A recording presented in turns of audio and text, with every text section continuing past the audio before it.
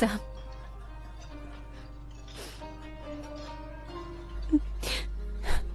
بعد از پرین خدافزی کردم. یه لحظه انگار رو سرم یه سطل آب سرد ریختم. ببخشید که تو رو ناراحت کردم. تو بگو اتفاق خوبی برات افتاده؟ نه هیچی.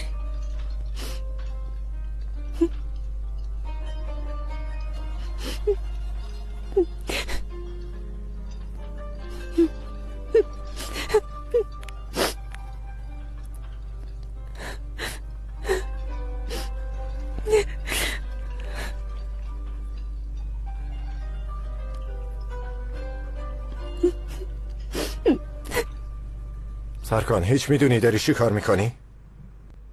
اگه دستگیر میشدین چی؟ هیچ میدونی قتل یعنی چی؟ ممکن بود تا آخر عمرت تو زندون بمونی. بابا گفتم که طرف نمرده. اگه میدونستین که با ایلول چی کار کرده؟ اون چه ربطی به تو داره؟ چرا به خاطرش زندگی تو به خطر میندازی؟ چون دوستش دارم. نباید دوست داشته باشی ای بابا.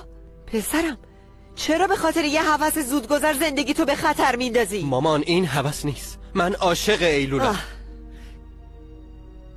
باشه، فردا دنبال یه مدرسه خارج از کشور میگردیم و بدون هیچ معطلی سرکانو میفرستیم خارج از کشور. من هیچ جا نمیرم، همینجا میمونم.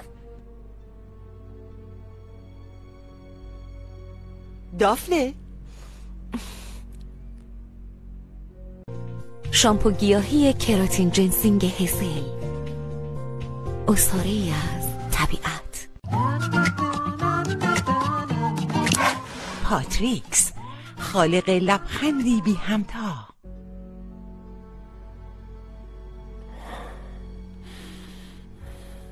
دخترم چرا گوش وایستادی؟ گوش وایستادم، میخواستم بپرسم چرا در اینجا رو بستین؟ چی شد؟ دختر پرورشگاهی افتادن زندان؟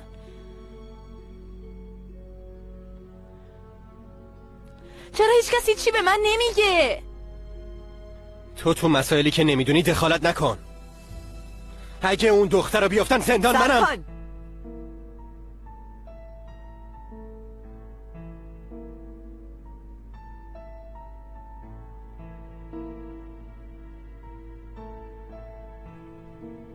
بیا دافنه، بیا بریم بیرون. من و سرکان حرفای مردونه داریم.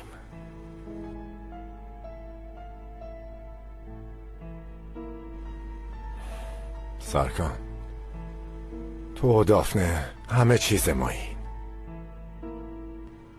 اگه اتفاقی براتون بیفته بیچاره میشیم. خیلی خوب بابا، تموم شد دیگه.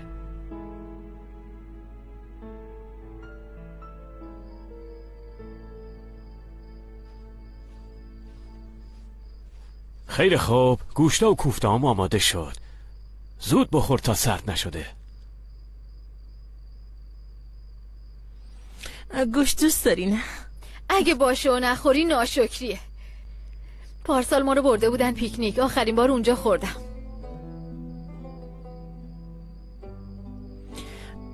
تو پانسیون حرفای خوبی در موردت شنیدم. فرید خانم گفت. جدی نگیرین، اون خودش خیلی خوبه. راستش من خیلی زود جوش میارم، یعنی نریمان خانم میگه. البته من نمیدونم چیه. یعنی این که زود با عصبانیت و بدون فکر تصمیم. آره درسته، اومدن به این خونه هم فکر من بود. ببین سوگل جون، درک میکنم که به خاطر حمایت از دوستت خودتو به خطر انداختی، ولی ببینین ساغر برای من بیشتر از یه دوسته. روزی که دایی منو برد پرورشگاه یه تخت خالی هم نبود. ساغر گفت بیا اینجا پیش من بخواب. تصورشو بکنین، طفلکی رخت خوابشو با من تقسیم کرد. الانو نبینین که قوی به نظر میام. اوایل که رفته بودم هر شب گریه میکردم، نمیتونستم عادت کنم، ولی ساغر همش دلداری میداد. برای همین اون برام بیشتر از یه دوسته. تو هم اینا هیچ وقت فراموش نکردی نه؟ مگه آدم خانواده‌شو فراموش میکنه؟ شما فکر کنین ما کسی رو نداریم، ولی من کلی خواهر دارم. مثلا جمره هست، ایلول هست، ساغر هست، حتی مارالم خواهرمه، ولی اون خواهر رو مخی هست. خب شما چرا بچه ندارین؟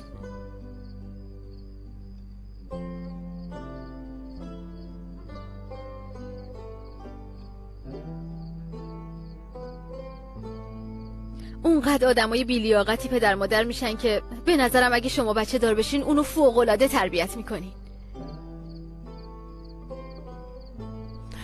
ما بچه دار نمیشیم سوگل جون. خیلی معذرت میخوام. ببخشید که ندونسته ازتون سوال پرسیدم. سوگل جون اصلا اشکالی نداره. من اینطوری خیلی هم خوشبختم. به این خانم نگاه کن. کی همچین همسر زیبایی داره؟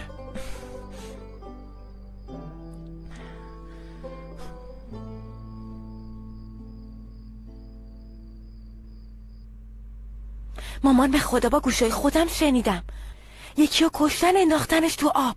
مامان به خدا اون دخترها خیلی وحشیه. دخترم الکی خواستن یه چیزی گفته باشن. خودم رفتم پیش پلیس، اونا گفتن همچین چیزی نیست. تو هم دیگه حرفی نزن. سرکان گفته مگه نه؟ به خاطر نجات ایلول جونش اومده به شما التماس کرده، شما هم چش بسته قبول کردین. دافنه، اگه بدونی من چقدر از اون دختر متنفرم، مطمئن باش اگه مدرکی داشتم سرکان به هیچ عنوان نمیتونست منو قانع کنه. دیگه در این باره حرفی نشنوم. فهمیدی؟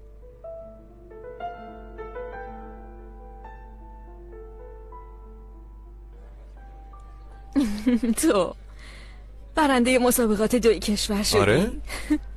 حرفمو باور نمی کنی؟ باشه، فردا دور خونه میدوام تو هم کرنومتر بگیر. خیلی خوب؟ ولی اگه گیره عمو بهری بیفتم حساب نیستا. حداقل 15 دقیقه یه نفس حرف میزنه. 15 دقیقه. اوه یاره میدونم. اون پیرمرد بازنشسته رو میگی؟ تو آپارتمان پشت خونه ما میشینه. به خاطر اون دارم دوباره سربازی رو میگذرونم.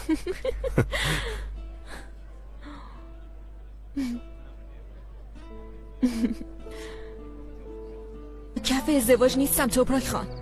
توپراک خان دیگه چیه؟ وای ول کن تو رو خدا.